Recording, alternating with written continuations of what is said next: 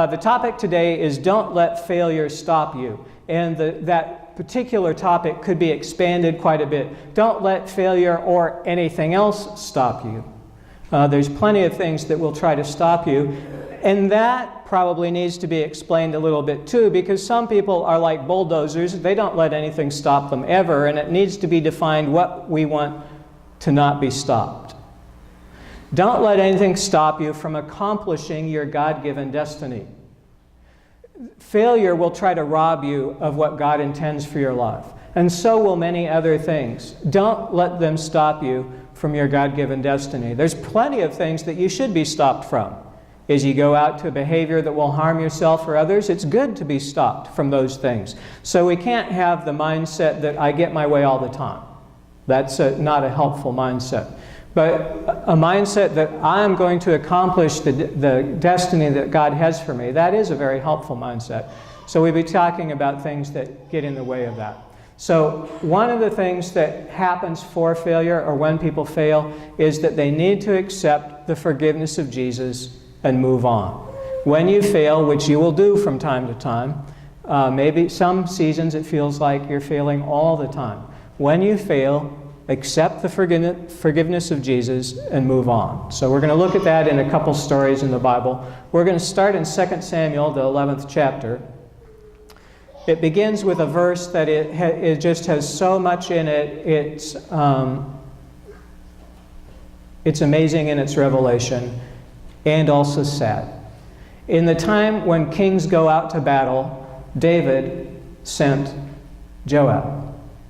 Now the trouble with that is that David was the king, not Joab. In the time when the kings go out to battle, David didn't. Now, this might not be so bad, depending on what kind of king that David was. But David was a warrior. That was his whole life purpose. That was his life. That was what he was good at. It was what he liked. It was what he was given by God. Is the ability to be a profound warrior on behalf of God's people and on behalf of a variety of things. He got practice when he was 17 and younger by defending sheep against wolves and lions and bears and ravines, other things that sheep would get in trouble with. So early in his career, it didn't look much like warfare. It looked like someone sent out to do the most menial job in the community. But David, sent out to do a menial job, could have just sat and watched the sheep wander around. But he did not do that. He used the time to get great with his sling. He used the time to practice warfare against the things that were harming the sheep. And that skill set he took into his adult life. So even when he was young, he was practicing fighting on behalf of others. When he was in his teens still, he became a real warrior and went out to real warfare. And from then until the time he became king at age 30, he was in warfare, in some cases escaping for his life from a king who was trying to kill him unjustly. But even in that period of time, he was a warrior, leading other warriors. It's what he excelled at. It's what he was good at. It's what he liked to do. It was a God-given gift. And so when he became king at 30, he continued fighting until somebody convinced him that he should give up what he was best at. Other people convinced him he was too old. He was now like 40. Shouldn't be a warrior. I was a young person again. He was too old. He was too valuable. He was the king. What if somebody killed the king of Israel when he was a beloved, greatly beloved king. He was too valuable. He shouldn't be out at warfare. It was too risky. He should stay in the castle, not doing anything, while other people went out and did the risky things that David liked to do, things that he was designed to do. So he tried to find a suitable replacement for his quest of warfare, and so he decided he would build a temple. Any of you have talking to you, Sandra, anybody who have tried to renovate a home if you decide to build a temple for God where one doesn't exist, that's a project that would take some enthusiasm, some hours, quite a few, and a lot of energy. So building the temple, that was for God, that was a worthy quest, but God said, no, you can't do that. David, you're a warrior. A warrior can't build my temple. I love you, but David, you can't do this. So David, having given up what he was best at, and not having a substitute, sent out Joab instead. So David is missing godly activity. Godly activity is missing from his life. Godly excitement is missing from his life. He's not doing the things that he was destined to do. Godly victory is missing from his life, because the way it's now working is that David has sent out Joab. In the times when kings go to battle, David sent out Joab. Joab goes out, does all the hard work, gets all the adventure, gets all the excitement that David was longing for. Joab gets to just within inches of victory and then calls for David and said, okay, David, we got the job done. Now you come and get the glory. So they would go do all the hard work that David liked to do. David would go and be in the parade.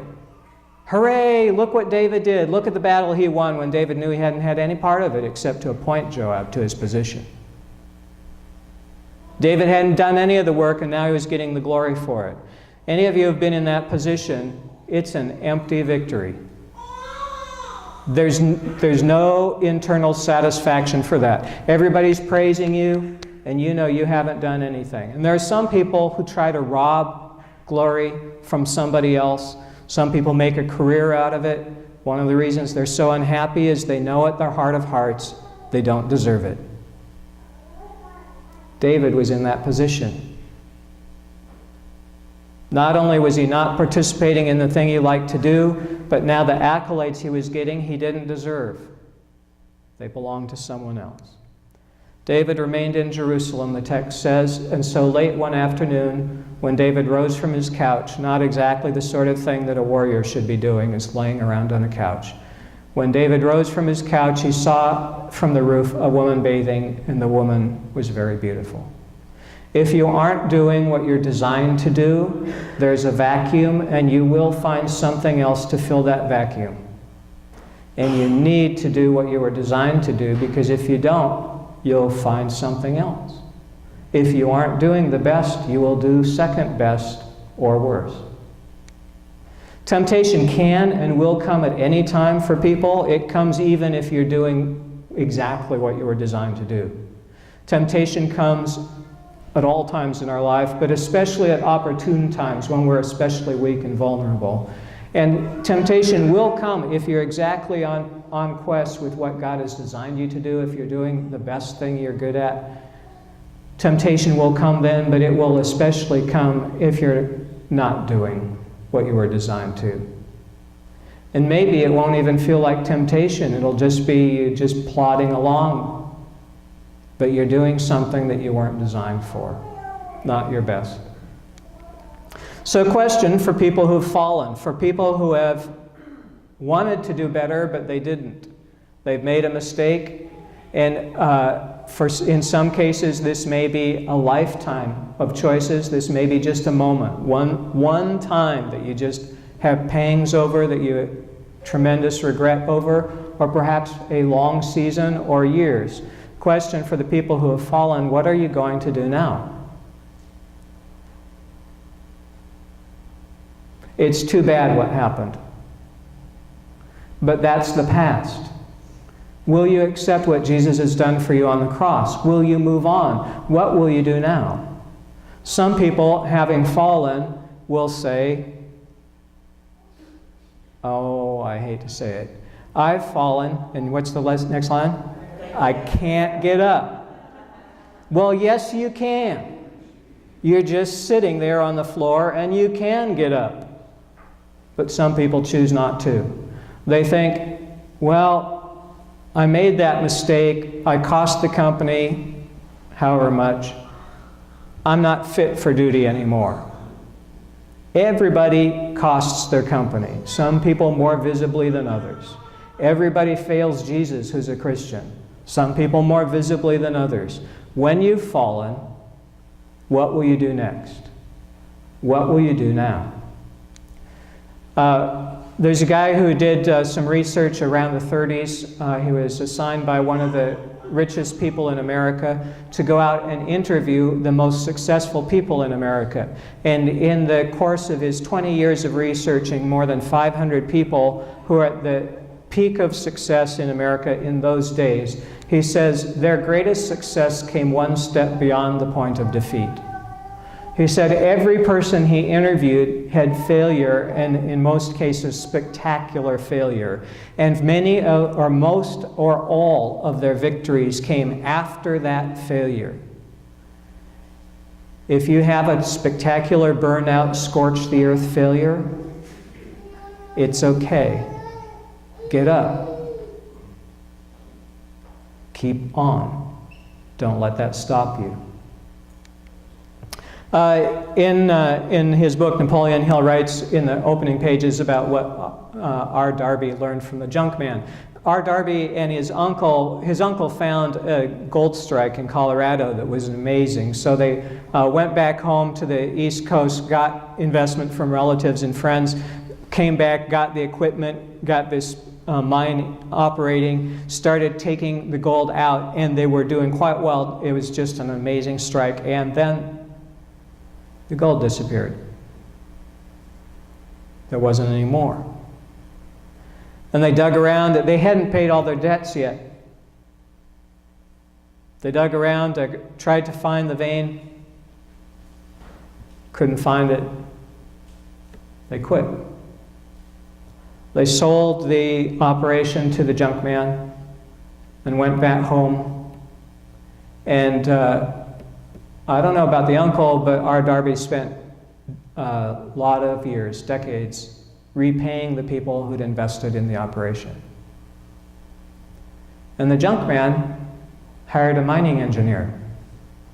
There are times when we don't know what to do. What we need to do is call in an expert. If you've got somebody who's sick and you've prayed and you can't figure, and the doctors haven't been able to do anything, you've prayed, you can't do anything, call in an expert. Maybe somebody who's really good at praying for healing, maybe somebody who's got a specialty in medicine, maybe somebody who's had the disease and is free of it. This applies, I hope you're not stuck on the image of health. This applies to anything. Anywhere you're stuck, it's often helpful to call in an expert. Or at least, we've got tremendous resources today with the internet, look up to see what the experts have done in that case. So the junk man called in a mining engineer who said, you know, they stopped 3 feet short of where you should find the gold. And that junk man dug the next 3 feet and had one of the richest mines in Colorado. It often looks like you are failing when you're 3 feet from the gold. And the question is, what will you do when you've failed? What will you do now? John is talking to his disciples. It's the Last Supper, the day before he dies. And the quote starts here. I'm skipping something Jesus said right before it. And I'll tell you what that is in just a second. Jesus says, I give you a new commandment, that you love one another. So Jesus is giving his disciples perhaps his most important teaching. But before he says it, he says something else. He says, I'm going to leave you and you can't go where I'm going. And then he says, okay, I'm going to give you something you really need to know. I'll give you a new commandment, that you love one another. Just as I have loved you, you should also love one another. By this, everyone will know that you're my disciples. The sign of the church to the community is not the breaking of bread that we do every week. The breaking of bread is Jesus' sign to us, how we remember Jesus. But our sign to the community is that we love one another. What they look at is, they say, really? You love them? How can you do that? They're such odd people. And you love them because they're family, they're brothers and sisters in Christ, and because Jesus has poured his love into you, and you have some of that love spilling out. By this, Jesus says, everyone will know that you're my disciples. It's how the world pays attention to the church, is when they see the love that's there. Sometimes for people in the Christian church, often for people outside it that we never know, strangers, love just pours. And that's how people know that you're my disciples. And Peter says, Lord, why can't I follow you now?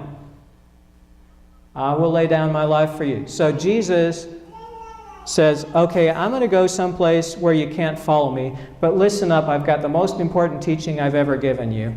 And Peter can't hear it because he's just heard, wait, I'm going to go with you, Jesus. I'm in this for the long haul. Don't tell me I can't follow you, because I gave up my fishing to follow you, and I'm going to follow you. I'm going to die for you, if that's what it comes to. Jesus then gives Peter a warning and some bad news. Very truly I tell you, before the cock crows, you will have denied me 3 times. I learned this by going to Charlie's farm once. If there's a rooster nearby, you know the myth that the rooster crows right before the sunshine? That's only because those dumb birds are crowing all night long. And when the sun comes up, yeah, they've crowed right before it. But if the sun came up at 2 in the morning, like it does way up in North Alaska or Norway or someplace during the midnight sun, the roosters crow those suns up too, because they just crow all night long. Peter, it's going to happen soon. The rooster's going to crow, and before that, you'll have denied me 3 times. You might think, if Peter only had 10 hours to focus, I'm not going to deny Jesus, I'm not going to deny Jesus. You'd think, over a 10-hour stretch, couldn't you keep that in mind? But the way the evening played out, Peter wasn't the only one who missed the most important Jesus had for his disciples. In the Gospel of John, as you read the account of this Last Supper, it lasts a long time that Jesus has a lot of teaching, and he repeats for all the disciples, including Peter who missed it, okay, here's the most important lesson, that you love one another.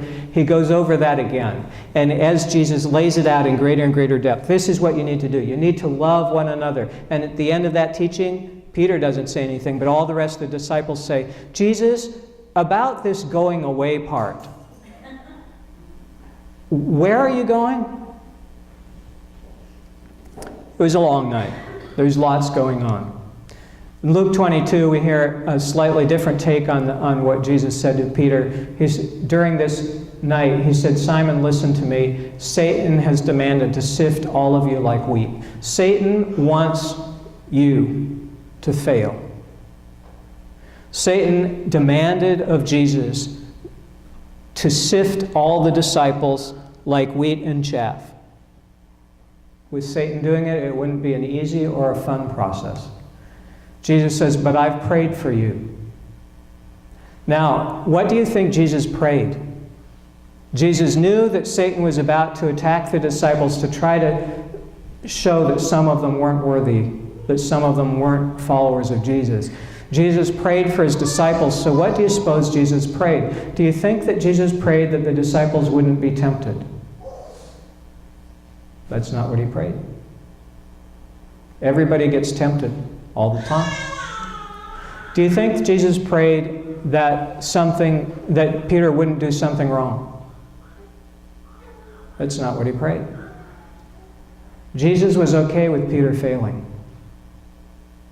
Jesus is okay with you failing. It's not the worst possible. It's better if you don't fail. There's lots of consequences from failure that it'd be better if you didn't have to pay the price. But if you fail, it's not that big a deal. Everybody does. What will you do next? What Jesus prayed for Peter was not that he wouldn't be tempted and not that he wouldn't fail, but that his faith wouldn't fail. When he was tempted and gave in to temptation. Something worse could happen after that. He could decide, I'm going to give it up. I denied Jesus 3 times. I'm going to just go back to fishing. I can't hang around the church anymore. But Jesus says, once you've turned back, strengthen your brothers. Peter, I need you. If you fail, you're going to fail 3 times. Before the rooster crows. When you fail, strengthen your brothers. So John 18 says they arrested Jesus and bound him, and Peter, just a few hours after he's been told about this,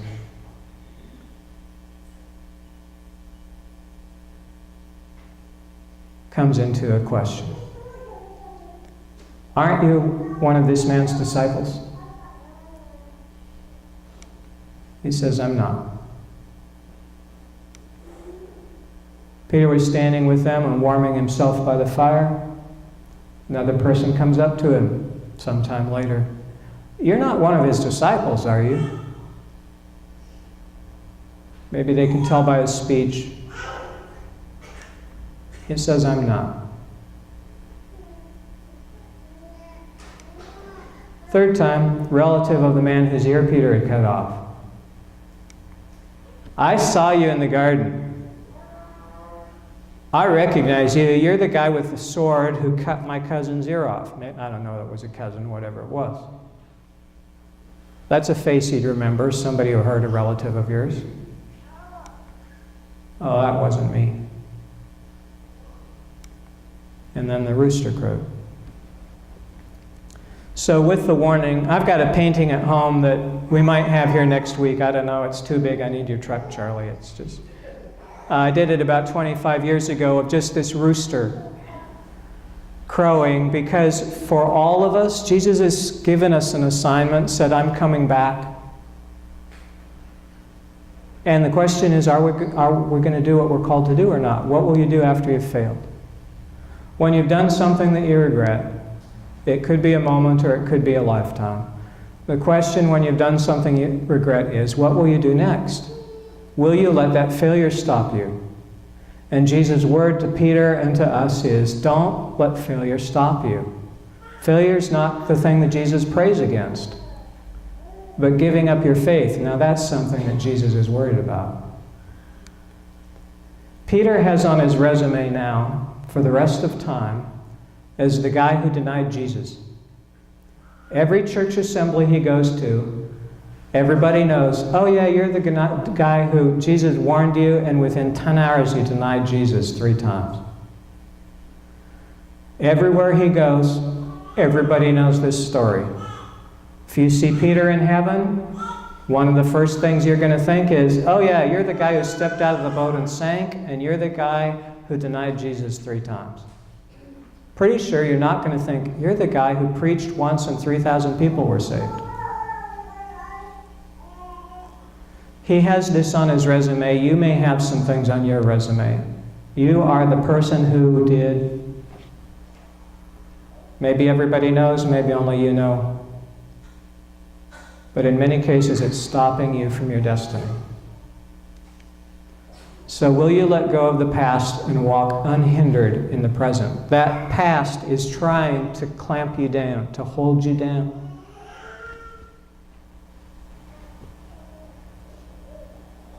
I realize this is long.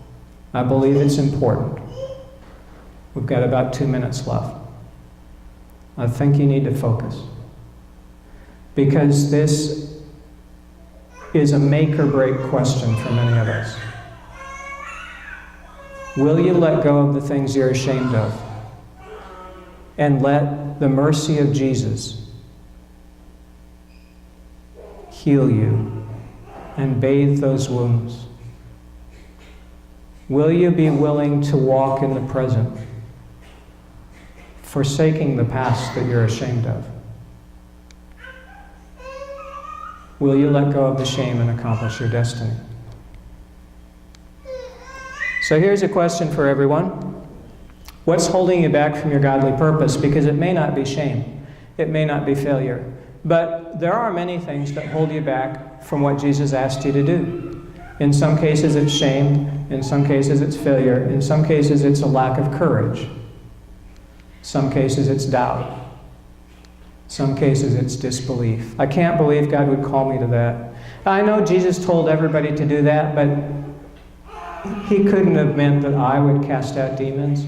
He couldn't have meant that I would announce good news to the poor. He couldn't have meant that I would pray for healing or that I would raise the dead. He couldn't have meant exactly what he said. Disbelief. That is what Jesus prayed against. I pray that your faith would not fail you. Sometimes people let the opinions of others stop them.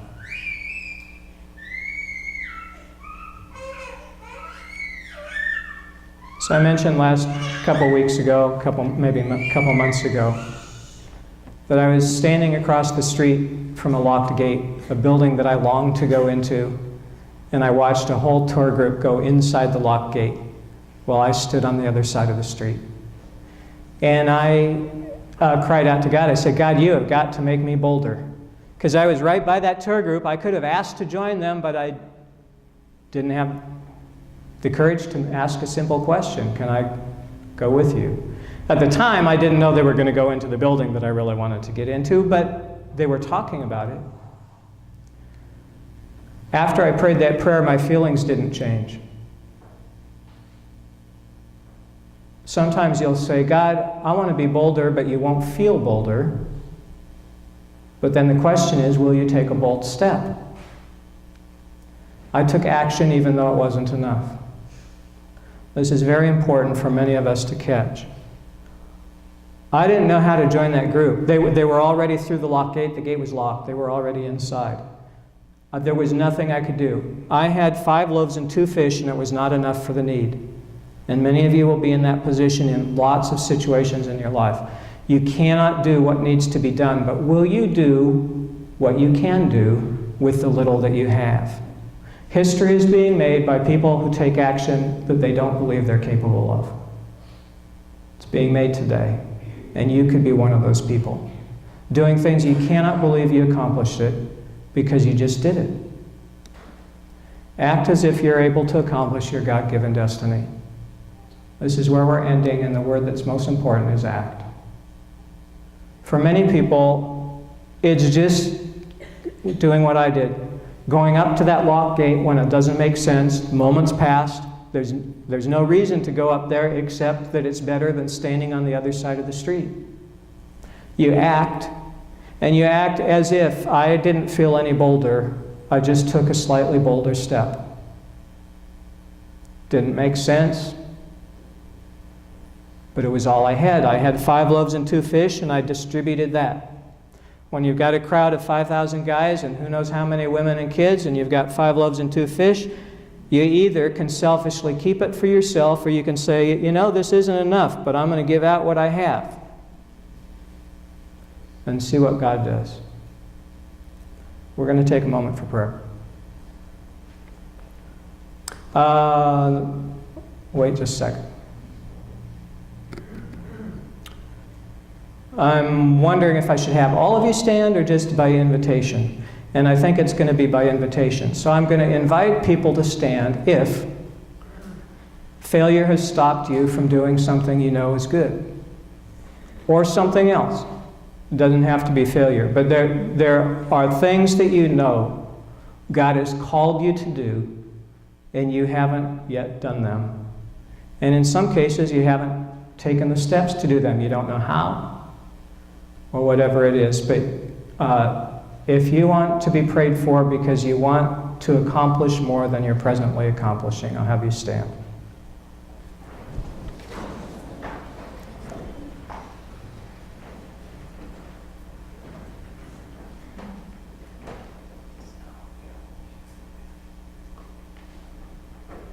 If you're watching on the internet, you can stand too. It'll feel stupid.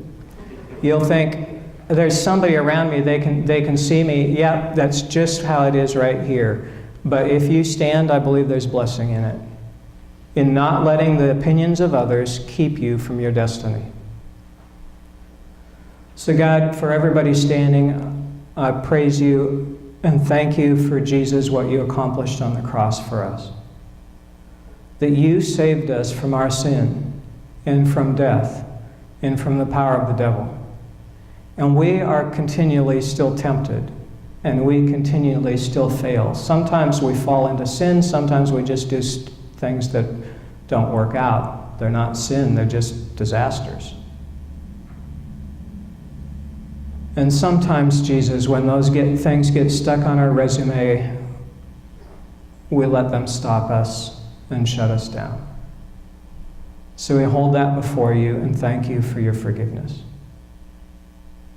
And we thank you for your mercy. And we thank you for your love. For everybody standing, Jesus, I ask that you pour out your healing and restoration. And that you help us to be bolder and to step into the destiny that you've given us. When we're at home, when we should be on the battlefield, wherever that is in our lives, help us to get on the task of doing what you've called us to do. Thank you.